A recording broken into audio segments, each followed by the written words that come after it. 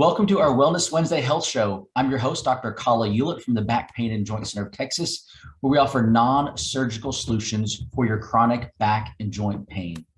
And right now, it's International Overdose Awareness Month.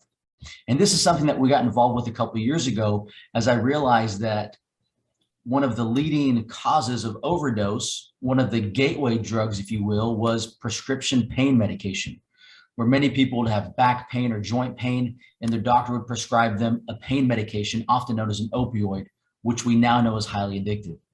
And when the doctor realized that these patients were addicted to it, they would stop prescribing, but the addiction was already there. So many of these people would turn to illegal sources for drugs, including heroin and other sources. And it's a very, very slippery slope. So as a doctor who specializes in treating back pain and joint pain without surgery, one of my goals and missions is to help people know that there are other options. I want to stop people from even getting prescribed that first pain medication by helping them. And so this month we have our second annual Overdose Awareness Walk to bring attention, awareness, and even remembrance for those who have passed away from overdose. Now you may be thinking, is it really that big of an issue? Because I don't hear a lot about it on the news. If you are under the age of 50, if you were listening to this and you were under the age of 50, if you have a child who is under the age of 50, who is an adult, if you have a brother or sister or friend who is under the age of 50, overdose is the #1 cause of death in that population. Let me repeat that. Overdose is the #1 cause of death among adults in this country right now if you're under the age of 50. And I've realized it does not discriminate. It does not matter what your sex is. It does not matter what your race is. It does not matter what your religion is. It does not matter what your financial situation. It impacts all demographics. And so this month we're interviewing and bringing to you different people who can help if you find yourself, your loved ones in this situation. And so I'm very excited to have Heather from Serenity Light Recovery on our show today, who runs both an inpatient and outpatient facility to help people who find themselves in this addiction cycle. Heather, welcome to our show today. Hi, thank you for having me. Now, Heather, you have a very personal story and journey regarding addiction that has led you to being able to help people. Let's start there with your story. Okay, well, I actually started using at the age of 11, and it was really for me to escape, but also just to feel normal, just to feel right and felt like I belonged. So it started with marijuana, and then I was also a softball player. So I got a lot of injuries, and then I was introduced to opioids really early on. I try to combat that with switching different substances and trying to, quit on my own, and I was unable to do so. Let me ask you, were your parents even remotely aware that you were struggling with addiction as a teenager, or did you hide it pretty well from them? So I hid it pretty well from my father. My father and mother divorced really early. My mother suffered from anxiety, depression, and addiction herself. And so when I used early, it was actually with my mother, smoking marijuana, having a drink at her house, thinking that's safe, things of that sort. My father suspected or, was concerned. I always pushed it off like, I'm depressed, I need some pill for that. Or it was my friends, or I was able to push it on and blame other people or other things. He was not really aware of how sick I was until I was 27. Gotcha. Over a decade. Over, yeah. So, I had to drop out of school because of gambling addiction. I had to do all these other things. But I had my way of convincing him that, I was okay and that I didn't have a substance abuse problem.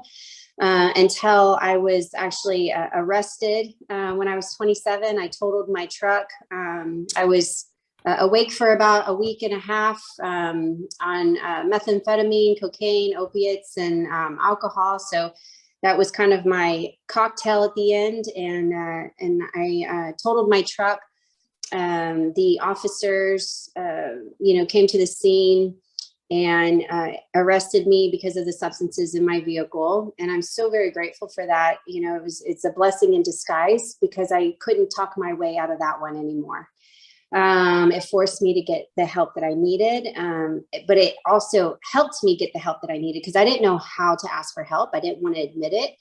And, you know, for the first time, my father saw exactly how bad I was. You know, I mean, yes, he knew I drank and had parties here and there, but he just didn't know the severity of it.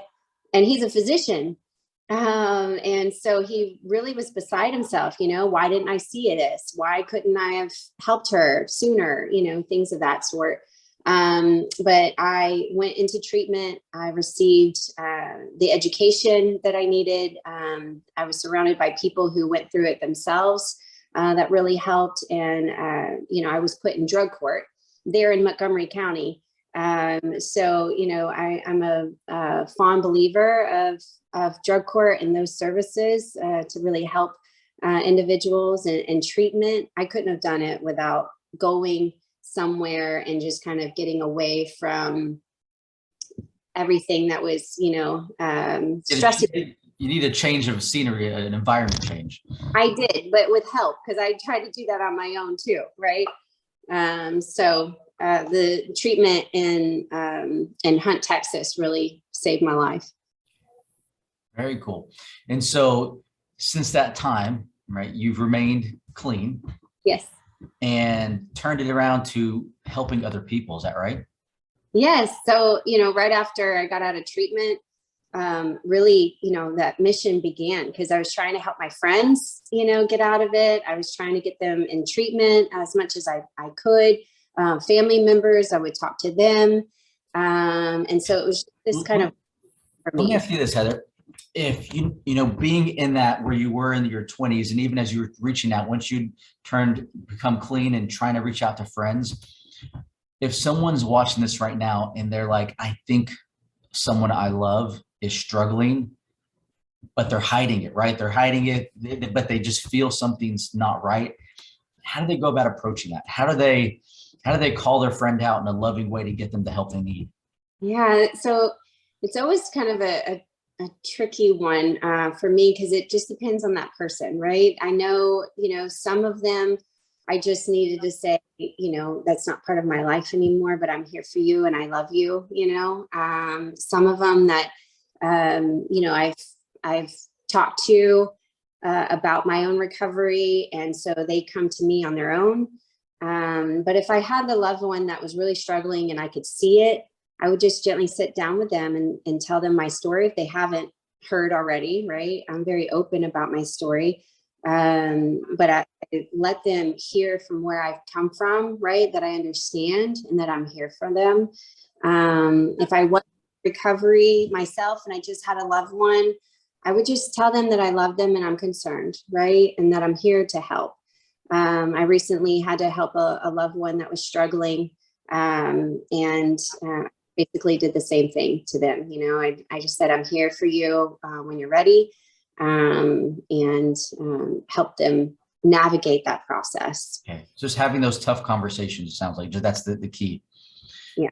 So let's fast forward and let's talk about Serenity Light Recovery, which I believe is something that you helped found and now run. Is that correct? Yes. Okay. So what is Serenity Light Recovery? Light Recovery is an addiction treatment center nestled in the country in Angleton, Texas. We're full medical detox, residential and intensive outpatient. Our residential program, we offer 30, 60, and 90 days. What's really special about that is, or about our program really, is that we really focus on the trauma that one has experienced, whether they've experienced childhood trauma or just trauma from their addiction. We're really looking at that. And then also we have a huge holistic department that we're navigating, you know, the medical side, but also, you know, the holistic. So our medical team works with our wellness team and kind of, you know, prescribes. Let's prescribe a massage. Let's prescribe stretching. Let's prescribe, you know, yoga and other ways to treat pain. So I love what you do. And let's navigate different ways to treat, depression and anxiety through holistic modalities. I love that because, once someone's in this state of addiction, it's not just, okay, let's get everything off. There has to be, because there's something wrong, right? Whether it's a pain or whether it's an emotional trauma that needs to be healed. So I love that you can say, okay, hey, let's work together so we can get you off of these things, but still get you the help you need for the pain that you're having, whether it be emotionally or physically. Oh, that's so amazing. Right. Now, is it you're down in Angleton, right? You said 30, 60, 90 days. Once someone goes to that program, do you have outpatient services as well that you offer them, or continued support if needed? I do. So we have an office in Houston that we have our in-person intensive outpatient program in the evening. So we can continue that help, but also if they're in other areas, we help navigate that for them as well. We have an amazing discharge planner that really helps them from day one see what's best for them to continue their journey. Okay. How amazing. How amazing. What a wonderful mission that you have. You've turned something that was a painful and maybe a dark moment in your life into something beautiful and being able to help other people. So thank you for doing that, Heather. And thank you for making an impact. Because again, this is just, when I read the statistics, leading cause of death year after year after year under the age of 50, it's very real. And as you mentioned, growing up with a father who was a physician, it was, he didn't even know. Right. You're able to have too, because he's our executive medical director. So he wants to help and give back as well. So it's a blessing. That is really cool to be able to come together and make an impact like this. If somebody is watching right now and they say, gosh, I need to get myself or loved one into your facility, how do they connect with you?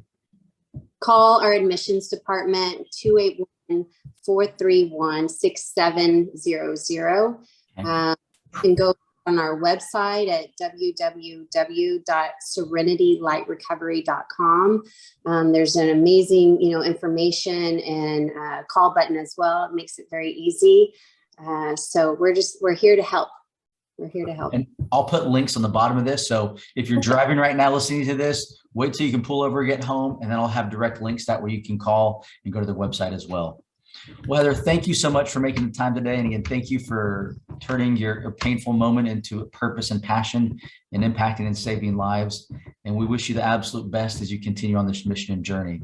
Thank you. Thank you so much. For everyone who's listening to this, please join us on August 13th. That's just a little over a week away now. It's going to be a Saturday from 8 a.m. to 10 a.m. at 2510 South Loop 336 West in Conroe, Texas. It's going to be in the parking lot of our building, where we're going to do an overdose walk again to bring awareness and a remembrance of those who have passed away.